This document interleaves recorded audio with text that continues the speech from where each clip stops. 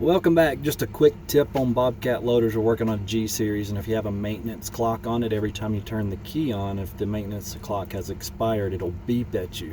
Let me show you what I mean. So I'm going to turn the key on,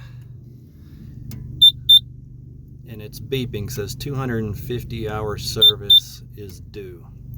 So in order to reset that, what we're going to do is turn our key off. We're going to press our light button, and that's going to turn our panel on. And then we're going to press the high flow and the auxiliary buttons at the same time. And it's going to say reset. So that reset our maintenance clock.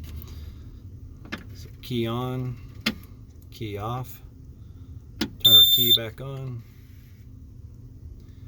No more maintenance reminder. Maintenance reminder is gone.